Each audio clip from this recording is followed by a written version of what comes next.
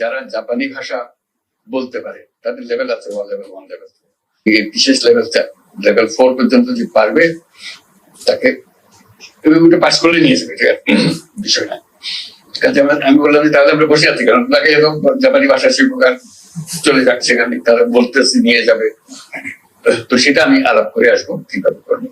আমি যে প্রথমে আমরা 1 লক্ষ ছেলে মেয়ে টার্গেট করবো এবং ওদেরকে বলবো শিক্ষক দাও, অথবা এখানে যারা শিক্ষকতা করতে পারে দিতে পারে, যেভাবে হোক আমরা শিক্ষক জোগাড় করবো। ক্রমে এরকম যেটা শুরু করলাম ওইটা শুরু হবে, আস্তে আস্তে একটা শুরু হবে।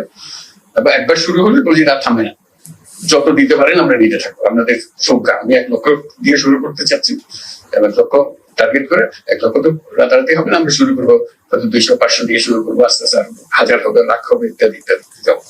এইটাও আরেকটা সুযোগ, শুধু একটা ভাষা শেখা এবং তারা সেটা শেখাবার জন্য যা যা আয়োজন লাগে সেটা করে দিতে পারবে এবং সেটা করে।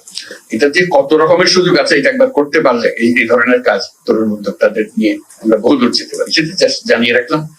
সাফল্য কি হবে যাওয়ার পরে কথা হবে, তাদের সঙ্গে ফিরে আসি।